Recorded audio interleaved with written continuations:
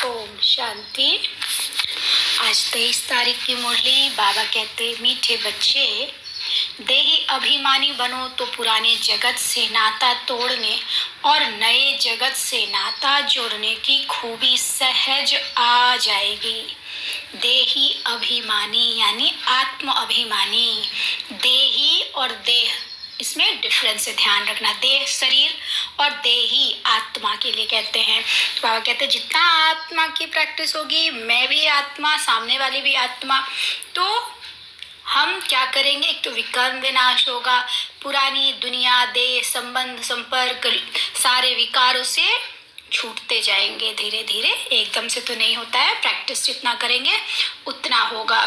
तो बाबा कहते एक बाप से लव जुटेगा। जब देही अभिमानी बनेंगे तो बाबा से, दुनिया से छूटेंगे और बाबा से प्यार होता जाएगा। प्रश्न है, किन बच्चों को बुद्धि योग पारलौकिक माता पिता से सदा जुटा हुआ रह सकता है? उत्तर, जो जीते जी मरकर ईश्वरीय सर्विस पर तत्पर रहते हैं। जीते जी मरकर दुनिया में है लेकिन बुद्धि से उसे छोड़ रहे हैं, या उस मेरा तेरा में नहीं फंस रहे, मुझे उस दुनिया से कुछ चाहिए नहीं, बस इस पुरानी दुनिया को मुझे देना है। तो देने के लिए बाबा से लेना होगा। तो जितना बाबा से लेंगे तो दुनिया को भूलना होगा। यह है जीते जी मरना। तब हम ईश्वरीय सर्विस में तत्पर रह सकेंगे। गृहस्थ व्यवहार में रहते भी सभी का बुद्धि योग बाप से जुड़ाने की सेवा करते हैं। बाप से जो रोशनी मिली है वह दूसरों को देते हैं। स्वर्ग का मालिक बनाने के लिए पावन बनने की युक्ति बताते हैं। उनका बुद्धि योग स्वतः बाप से जुटा रहता है। जीते जी मरकर गृहस्थ व्यवहार में बुद्धि बाबा से जोड़ेंगे तो क्या क्या होगा? सेवा होती जाएगी, बाप से जुड़ने की सेवा हो जाएगी, करते रहेंगे, रोशनी मिलेगी और दूसरों को भी देंगे। हम भी ज्ञान के प्रकाश से प्रकाशित होंगे। बुद्धि का बंद ताला जो था, जो दुनिया में फंसे थे, उससे निकलकर, ताला बाबा खोल देता है, उससे निकलकर हम रोशनी में आ जाएंगे, प्रकाश में आ जाएंगे, सद ज्ञान में आ जाएंगे, सद्बुद्धि मिल जाएगी, विवेक जागृत होगा। और फिर जैसे अपने को चमका रहे हैं, आत्मा को चमका रहे ना बाबा की याद से, वैसे दूसरों को भी वैसे ही पावन बनाने का की सेवा कर पाएंगे। स्वर्ग का मालिक खुद भी बनेंगे, दूसरों को भी बनाएंगे। तो बाबा से हमेशा बुद्धि योग जुटा रहेगा। आज गीत बजा है, कौन है पिता कौन है माता। ओम शांति। गीत का अर्थ क्या है? कहते हैं जगत के लौकिक यानी माता पिता को, मित्र संबंधियों आदि सब को छोड़ो और बुद्धि योग अपने सच्चे माता पिता जो सृष्टि के रचयिता हैं उनसे लगाओ। यह जो माता पिता मित्र संबंधी आदि हैं उनसे अब नाता तोड़ना है। जो शरीर के संबंधी हैं उनसे बाबा क्या कहते हैं? नाता तोड़ना, मतलब तोड़ ही नहीं देना है, यानी बुद्धि उसमें अटकी ना रहे।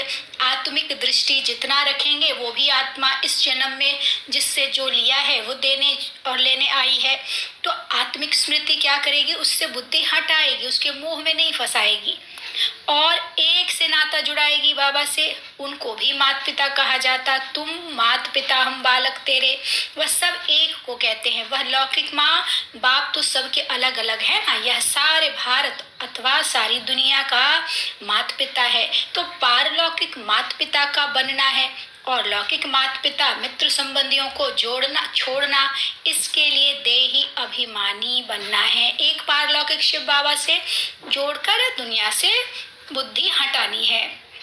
जब तक देही अभिमानी नहीं बनते तब तक छूटना बड़ा मुश्किल है। जब तक बुद्धि आत्मा में नहीं प्रैक्टिस में रहेगी, आत्मा की प्रैक्टिस में, तब तक हम देह को देखेंगे तो मेरा तेरा ये वो सब याद आता रहेगा और फिर हम निकल नहीं पाएंगे, छूट नहीं पाएंगे। तो इसलिए आत्मा का प्रैक्टिस करना तो एकदम, यही पहला पार्ट भी है और यही अंतिम पार्ट भी है। तो बाबा कहते इससे निकलना है।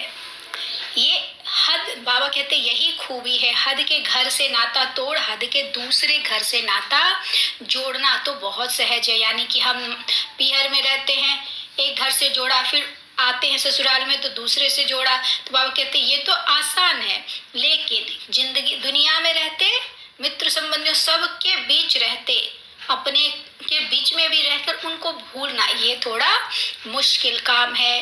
लेकिन बाबा क्या कह रहे, जीते जी पारलौकिक माता पिता की गोद में आना है। इस कलयुगी जगत के माता पिता आदि सबको भूलना है। यह बाप तो है ही, फिर माता पिता भी कैसे हैं? यह है गुह्य बात।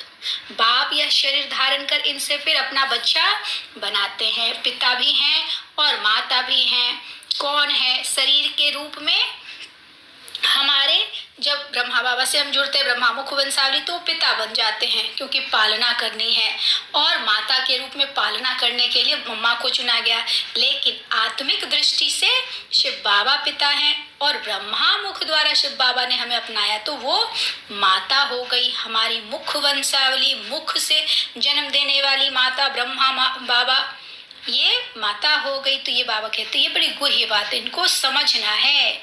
इस माता पिता से बुद्धि योग जोड़ना, फिर सर्विस पे तत्पर रहना। जैसे बाप को सर्विस का फुरना रहता है, ऐसे बच्चों को भी रहना चाहिए। कहते हैं भगवान को फुरना हुआ नई दुनिया रचे, तो यह कितना बड़ा फुरना है। बेहद के बाप को बेहद का फुरना रहता है ना, सबको पावन बनाना है। उस पावन दुनिया स्वर्ग के लिए राजयोग सिखाना है, कितने को सिखलाना है, सबका बुद्धि योग बाप के साथ जोड़ना है। ऐसे हम में हो जाए कि हम सब बाबा से जुड़ जाएं और जोड़ भी दें दूसरों को भी।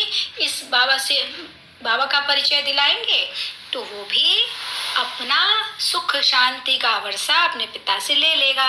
यही धंधा हम बच्चों का है। बाप कहते गृहस्थ व्यवहार में रहते तुम बच्चे सर्विस करके देखो। सन्यासियों को फूरना रहता है, हम कोई को काग विष्टा समान सुख से छुड़ावें, पवित्र बनाएं। सन्यासी लोग चाहते हैं कि ये जो क्षणिक सुख में फंसे हैं उनको निकाल हम अपने जैसा पवित्र बनाएं। उन पर भी रिस्पॉन्सिबिलिटी रहती है, किसको वैराग्य दिलाए, पवित्र बनाए। वह समझते घर बार छोड़ना है, यह नहीं समझते कि पतित दुनिया को छोड़ना है। यह तो जब बाप आकर पावन दुनिया का साक्षात्कार कराते हैं तब हम पतित दुनिया से नाता तोड़ते हैं। फिर भी वह अपने को जवाबदार समझ घर बार छोड़ कितने को वैराग्य दिलाकर पवित्र बनाते हैं। सन्यासियों के लिए बाबा कह रहे हैं कि वो जब घर छोड़ते तो बहुत आत्माएं वैरागी हो जाती हैं, कम से कम पवित्र तो रहते हैं।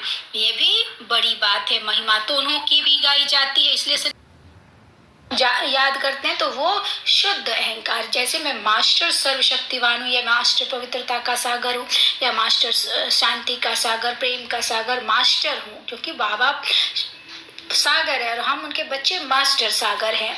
तो जब हम आत्मा के लिए याद करते हैं तो वो स्वमान हो जाता है और देह के लिए याद करते हैं तो अहंकार हो जाता है। तो अहंकार अशुद्ध हुआ, खराब हुआ और स्वमान शुद्ध हुआ। तो इसको बाबा कहते हैं जब हम देही अभिमानी रहेंगे तो हमको याद रहेगा। सर्विस का बहुत फुरना रहना चाहिए जिससे बहुत मनुष्यों का कल्याण हो। देह अभिमानी कहाँ भी जाएगा तो फेल हो जाएगा। देही अभिमानी कुछ ना कुछ तीर लगा कर आएगा। महसूस करेंगे कि फलाने ने बात तो ठीक कही थी। योग जुट जाए तो सर्विस का फुरना भी हो। उसमें पहले तो अल्फ पर समझाना है, यानी शिव बाबा है अल्फ, अल्लाह भगवान गॉड। जास्ती तिक तिक से तंग हो जाएंगे। पहले शिवाय नमः 3 सबका भी समझाना है। बाबा कहते कि ज्यादा नहीं बोलना है, कम में शिवाय नमः जो कहते हैं उसको समझाकर फिर आगे बढ़ना कि एक निराकारी दुनिया जहाँ परमपिता परमात्मा और आत्माएं रहती हैं, बाकी स्थूल और सूक्ष्म वतन। स्वर्ग में लक्ष्मी नारायण का राज्य था, अब नहीं है। फिर हिस्ट्री रिपीट होगी। आगे कलयुग था, फिर सतयुग हुआ, अब फिर कलयुग की हिस्ट्री रिपीट हो रही है। तो अब फिर सतयुग की हिस्ट्री रिपीट भी होगी ना, इसमें ही मजा है। बहुत अच्छे पॉइंट्स हैं। अच्छा, ब्राह्मण कुलभूषण सभी बच्चों प्रति माता पिता बाप दादा का याद प्यार और गुड मॉर्निंग। रूहानी बाप की रूहानी बच्चों को नमस्ते। हम रूहानी बच्चों की रूहानी बाप दादा को नमस्ते। बाबा नमस्ते। शुक्रिया बाबा, शुक्रिया। अब है धारणा के लिए मुख्य सार। पहला, किसके भाव स्वभाव में जलना मरना नहीं है।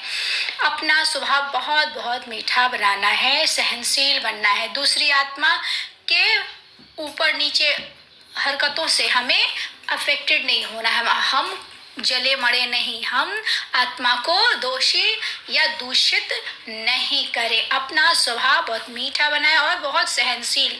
वो भी कैसे होगा? स्वमान के अभ्यास से। मैं आत्मा सहनशील हूँ, सहनशीलता की देवी हूँ, मैं बहुत शक्तिशाली हूँ, मैं किसी से भी प्रभावित नहीं होती, मैं सिर्फ और सिर्फ एक बाबा शिव बाबा की अच्छी सपूत बच्ची हूँ, इसलिए मुझे शिव बाबा के गुण धारण करने, दुनियावी गुण धारण नहीं करने हैं।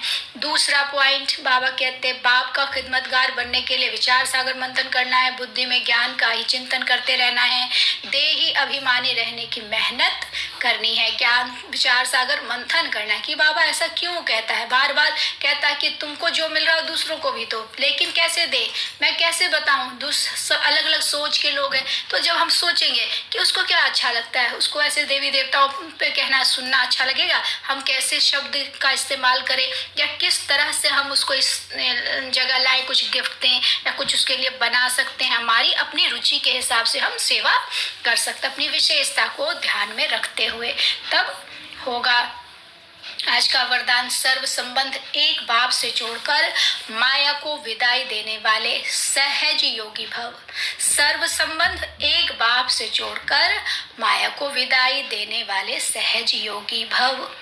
जहाँ संबंध होता है वहाँ याद स्वतः सहज हो जाती है। बाबा को हमेशा संबंध से याद करना चाहिए। आज सोमवार को माता पिता, मंगलवार को शिक्षक, बुधवार को शिव साजन, वीरवार को सदगुरु, शुक्रवार को बेटा बनाना चाहिए और शनिवार को खुदा दोस्त, संडे को, रविवार को रूहानी सर्जन। हर संबंध से बाबा को अलग अलग तरीके से रोज याद करना चाहिए, अपने साथ रखना चाहिए। बाबा आओ मेरे साथ चलो, कहीं भी जाते हैं तो बाबा को साथ ले जाओ, घर में आते हैं तो शुक्रिया बाबा, थैंक यू बाबा। मतलब हमेशा जब बाबा को ही पूछ पूछ के करेंगे तो सहज योग हो जाएगा, हमेशा बाबा याद हो रहेगा और योग लगाने की मेहनत नहीं करनी पड़ेगी। बाबा क्या कहते, सर्व संबंधी एक बाप को बनाना ही सहज योगी बनना है। सहज योगी बनने से माया को सहज विदाई मिल जाती है। जब माया विदाई ले लेती है तब बाप की बधाइयाँ बहुत आगे बढ़ाती हैं। जो हर कदम में परमात्मा दुआएं, ब्राह्मण परिवार की दुआएं प्राप्त करते रहते हैं, वह सहज उठते रहते हैं।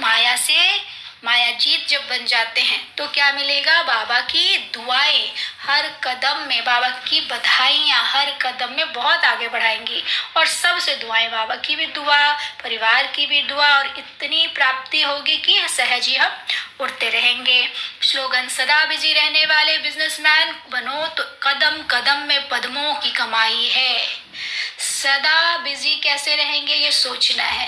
कार्य करते बुद्धि एक बाबा से कैसे लगी रहे, मेरा बेटा है उसके लिए खाना बनाएंगे, या बच्चों को पढ़ाना भी है तो मेरा बच्चा है ना, जो चीज़ वो मुझे नहीं आता या ज़्यादा लग रहा है काम बहुत है तो उसको सहयोगी बना लेंगे। आ जाओ बेटा बनाकर या पति बनाकर या पिता बनाकर, आ जाओ आप मेरी मदद करो। तो जो इजी भी रहेगा याद रखना, और उनकी मदद इतनी ज़बरदस्त होगी कि हर काम बहुत हल्का, बहुत आसानी से हो जाएगा। तब हम सारा दिन बिजी रहेंगे, कभी भी व्यस्त रहते भी थकेंगे भी नहीं और अकेलापन भी फील नहीं होगा। दुनियावी चीज़ों का आकर्षण भी खत्म होता जाएगा। अच्छा, ओम शांति।